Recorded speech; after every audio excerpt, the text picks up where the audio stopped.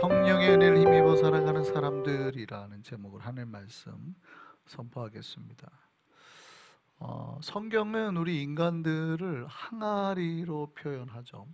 그래서 하나님에 대해서 토기장이라는 별명을 붙이기도 합니다. 그러니까 무언가 진흙으로 토기를 만드는 분, 그러니까 그분의 뜻대로 어떤 토기든지 하나님께서 만들어내는 거예요. 그러니까 이제 왜 우리가 은사가 이거밖에 없습니까? 이거는 누구를 탓하면 돼요?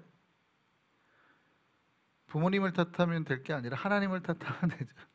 하나님이 그렇게 만들어 놨으니까 우리가 가지고 있는 은사나 탤런트는 물론 우리가 개발을 해도 늘어나는 부분이 있지만 타고난 은사가 있어요.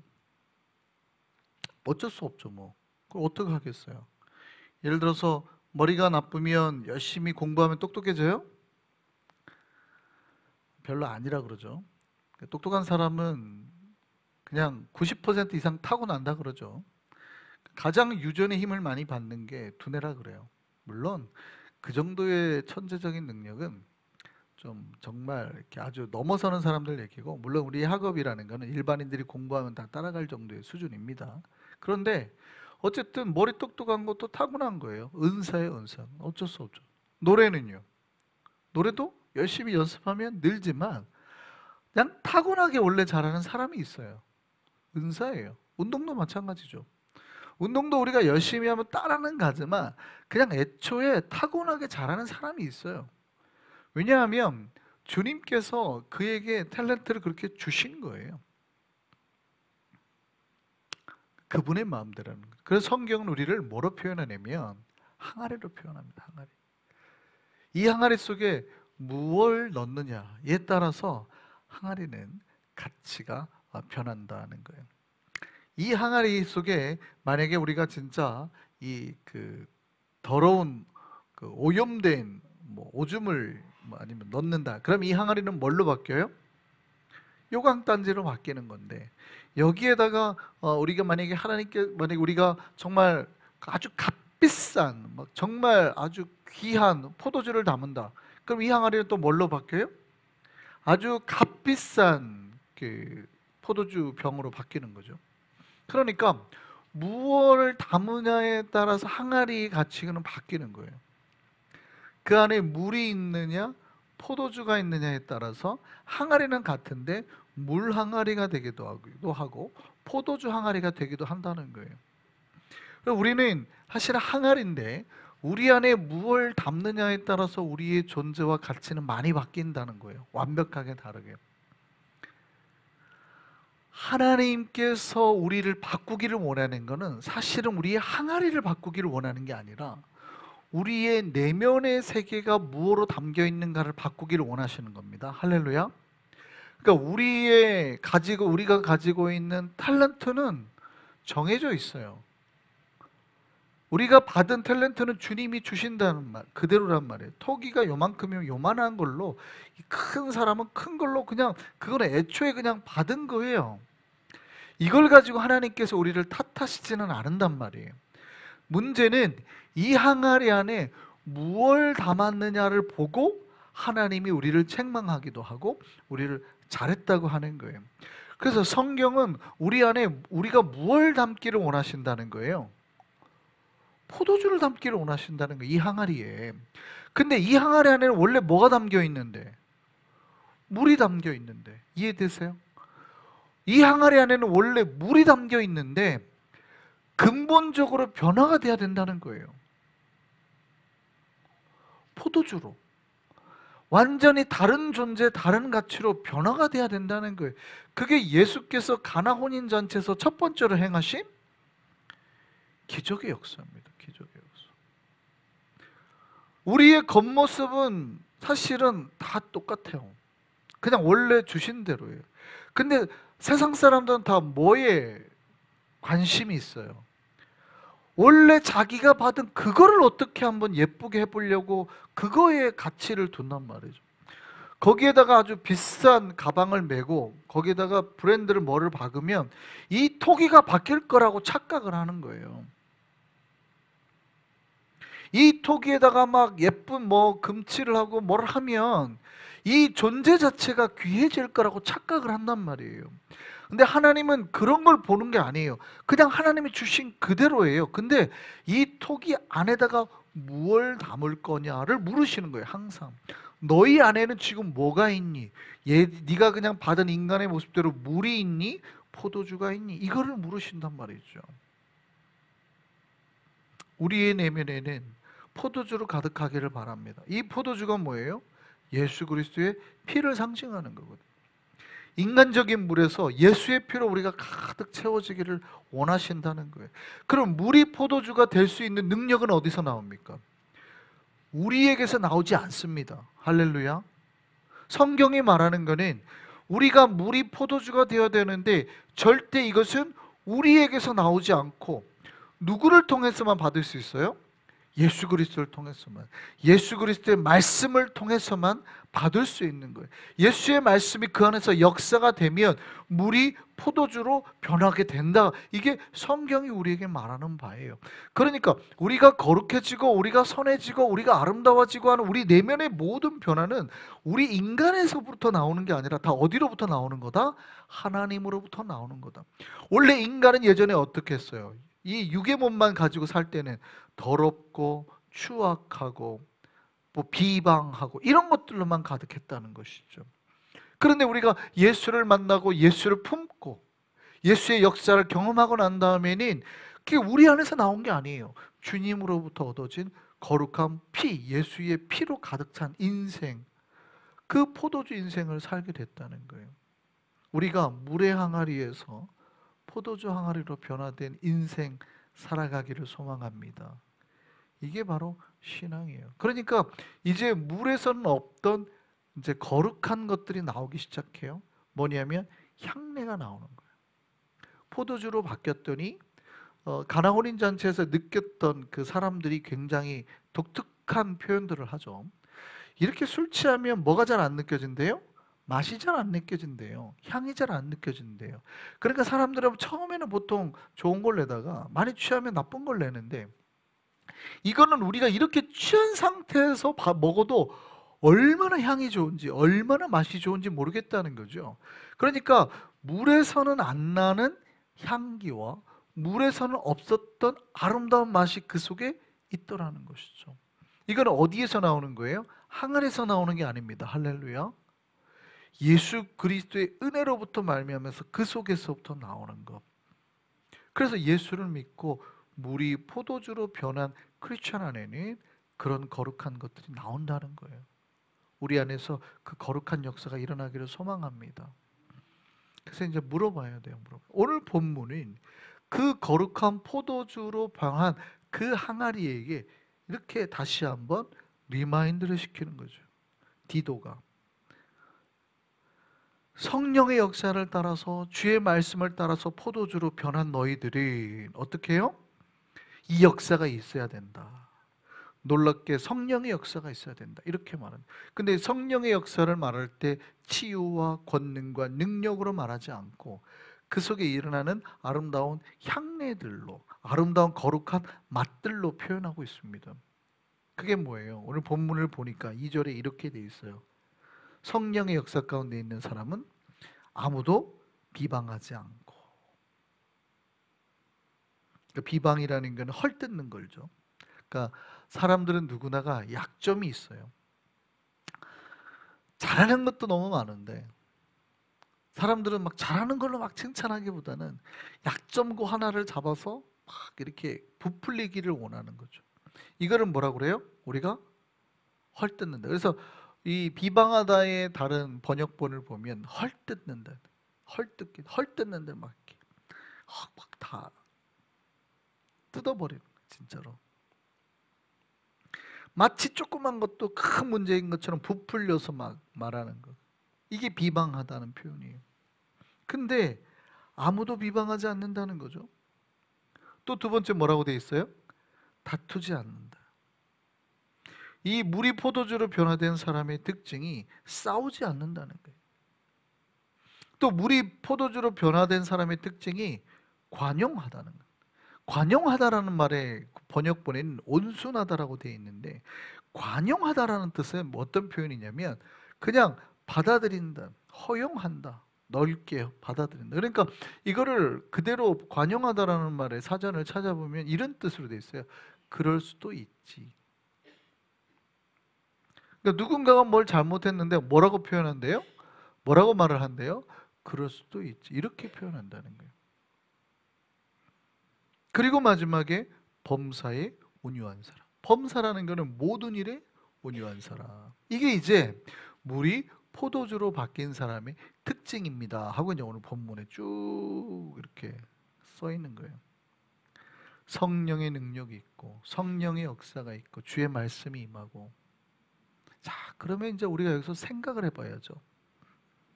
이 말씀을 딱 들으면 여러분이 자연스럽게 아멘 이렇게 돼요? 아니면 갑자기 입을 꾹 다물고 이렇게 돼요? 어떻습니까? 자, 오늘 말씀을 준비하면서 갑자기 이 말씀들을 주님께서 이거를 나에게 주셨네 하면서, 이게 이 네 가지가, 성령의 역사 안에 일어나는 네 가지가 거의 나한테 하나도 적용이 되지 않는 거예요. 그러니까 어떤 느낌이 드냐면 내가 아직 그 물인가 보다.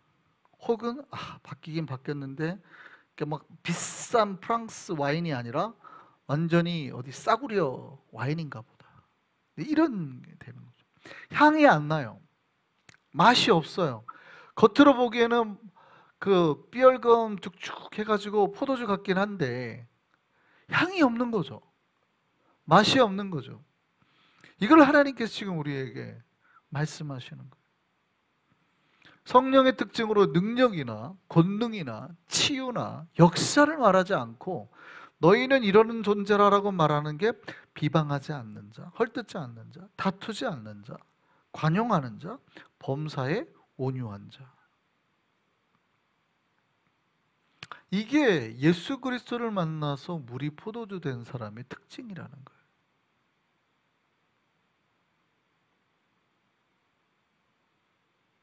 바로 아멘이 되죠. 김정근 사님 아멘. 그래서 이게 진짜 여기서 아멘이 쉽게 나오면 우리가 둘 중에 하나예요. 진짜 완벽하게 아멘이 우리가 믿음이 되든가 아니면 진짜 스스로를 속이고 살든가. 이 말씀은 우리 모두에게 도전이 되기를 소망합니다.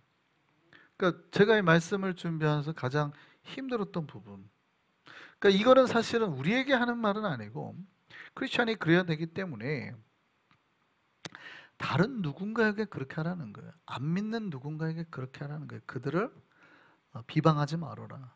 그들과 싸우지 말아라. 그들을 다 받아주어라.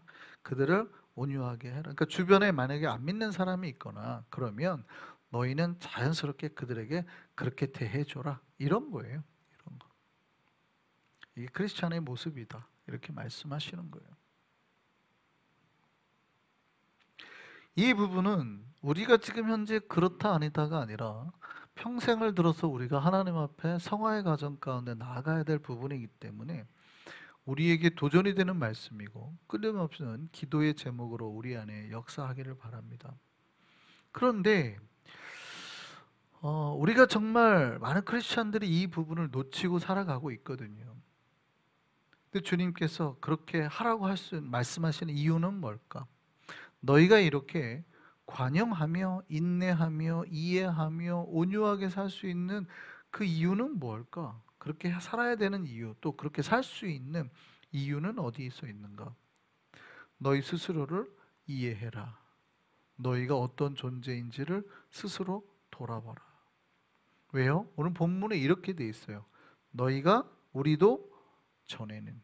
그러니까 너희가 전에 어떤 존재였는지를 봐라. 오늘 본문에 이렇게 돼 있어요. 3절에 보면 우리도 전에는 이렇게 시작합니다. 앞에 온유해라 뭐 다 써놓고 난 다음에 그렇게 말하고 난 다음에 우리도 전에는 어땠대요? 이랬다는 거예요. 우리도 전에는 어리석은 자. 이렇게 시작한단 말이에요. 우리가 신자들이 다른 사람에 대해서, 우리가 혹은 주변의 사람들에 대해서 인내해야 되고 관용해야 되고 이해해야 되고 온유하게 살아야 되는 것이 뭐냐면 그들을 이해해 줘라는 거예요. 왜냐하면 네가 지금 좀 거룩해졌다고, 네가 지금 좀 예수 믿고 좀 나아졌다고 마치 처음부터 네가 포도주인 척 생각하지 말라는 거예요. 너도 예전에 뭐였다고요? 요강이나 물항아리 같은 존재였다. 냄새나고 아니면 좀 괜찮으면 그냥 물 정도 수준이었다는 거예요. 근데 이제 네가 포도주 받았다고, 예수 믿었다고, 네가 마치 원래부터 그랬던 것처럼, 네 속에서부터 이게 나왔던 것처럼 하지 말라는 것이죠. 그리고 우리는 예수 믿기 전에 어떻게 행동했던 사람들이래요? 이렇게 행동했던 사람들이래요. 오늘 본문 한번 볼까요? 너희가 전에는 어떻게 해요? 어리석은 자, 순종하지 아니한 자, 속은 자, 여러 가지 정욕과 행락에 종노릇한 자, 악독과 투기를 일삼은 자, 가증한 자, 피차 미워한 자. 너희가 이런 자였다. 우리도 예전에는 그런 자. 그러니까 너희가 전에는 어떻게 해요? 아, 저 사람 왜 이렇게 어리석어. 이렇게 하지 말라는 이유는 뭐예요? 너도 원래 어리석었다는 거죠. 너도 원래 어리석었다. 왜 이렇게 말을 안 따러 순종하지 않아? 그 얘기는 뭐예요? 너도 원래 그랬어. 근데 성령이 역사하면 그 사람도 그럴 거야. 그러니까 누군가가 말 안 듣다 하더라도 우리가 어떻게 해요?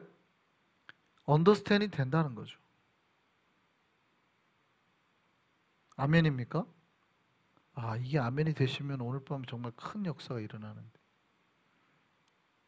저는 여기는 잘 아멘이 안 됐어요. 솔직하게 말씀드리는 거예요.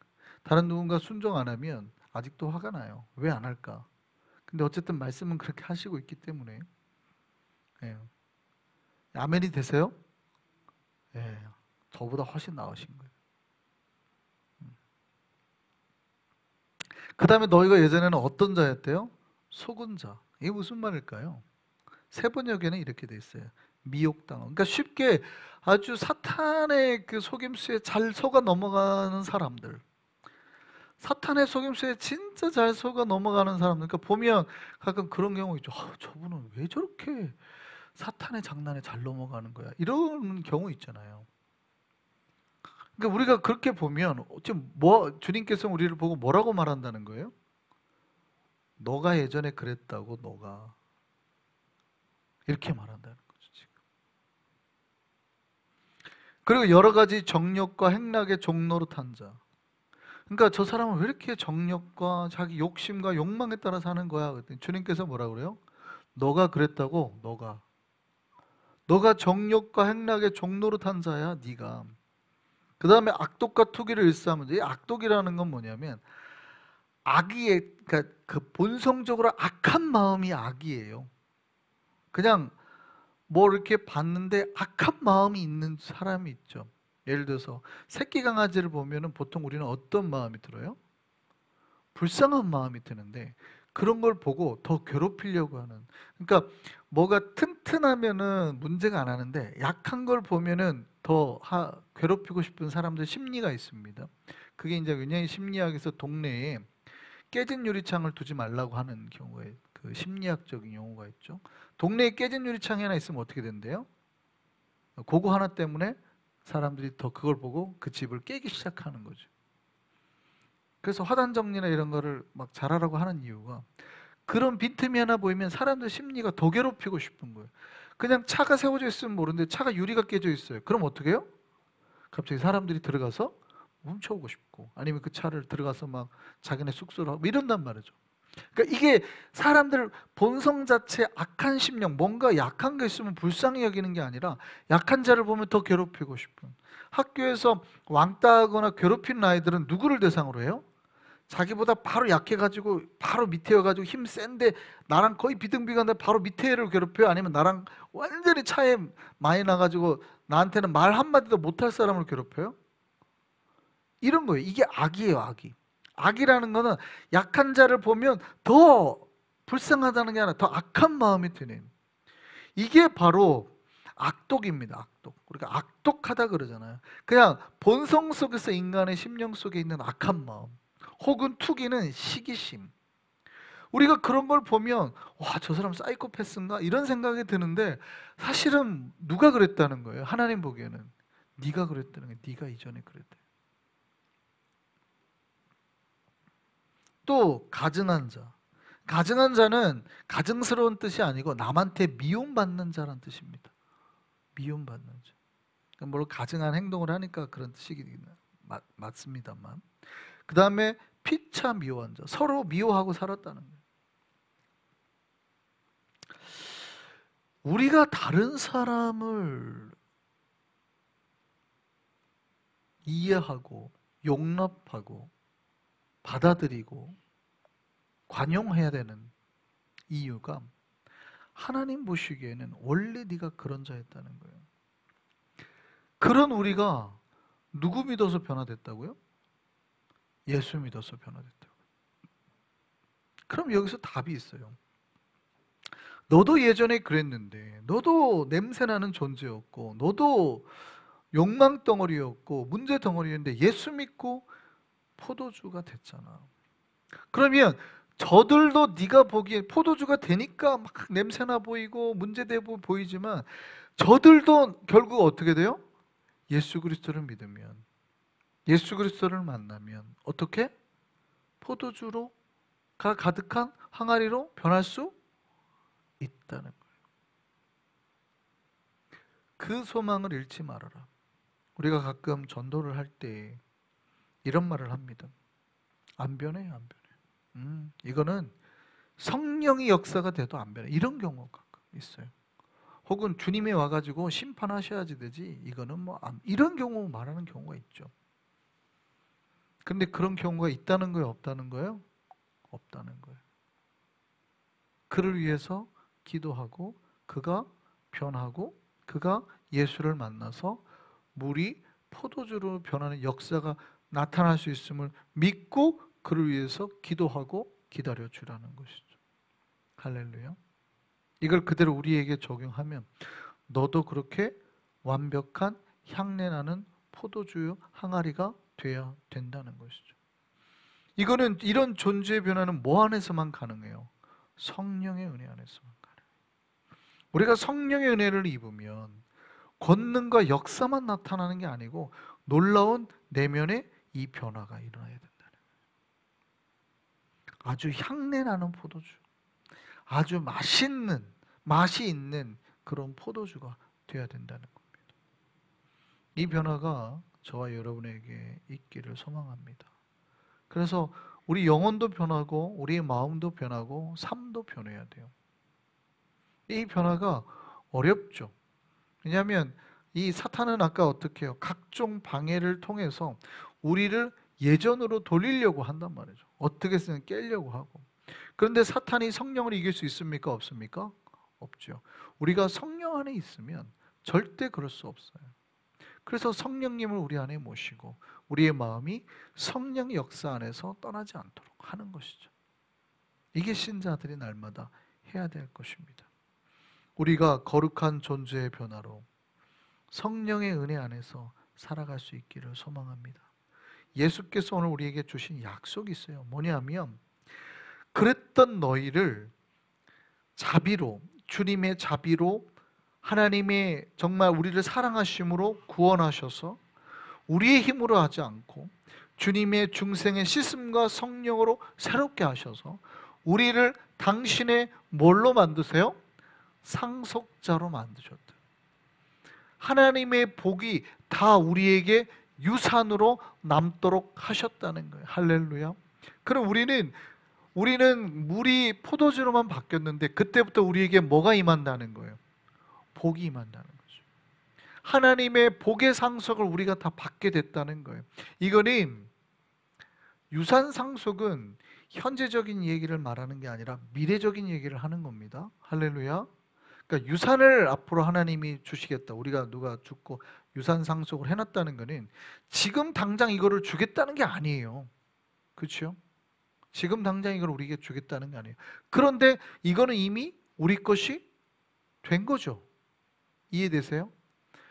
약속이 미래적인 거지만 이미 그 약속은 현재를 사는 우리에게 확증되어진 거예요. 상속자가 되었다는 말은 그런 겁니다. 아니 목사님 근데 복을 받는다는데 왜 복이 없어요? 라고 말하면 하나님이 말하는 이 상속자, 유산 상속에 대한 그 법적인 개념이 없는 거예요. 상속이라는 말은 주님께서 주기로 약속하심, 때에 따라서 주님께서 복을 주심의 때에 따라서 그때가 되면 우리에게 주기로 약속하심에 대한 상속인 거기 때문에 지금 없다 하더라도 어떻게 해요? 장차 장래 다 나에게 주님이 주신다는 것이죠.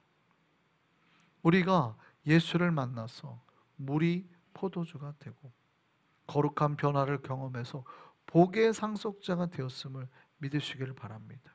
이 은혜를 누리고 뿐만 아니라 내 주변과 또 내가 그동안에 바라봤던 그렇게 나쁜 놈, 그렇게 안 믿는 사람, 그렇게 변화가 안 되는 사람, 그렇게 사탄의 속임에 잘 넘어가는 그 사람에게도 우리가 뭘 가지고?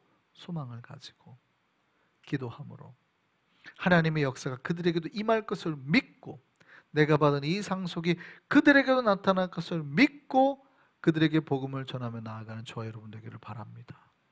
이게 크리스천의 삶이죠.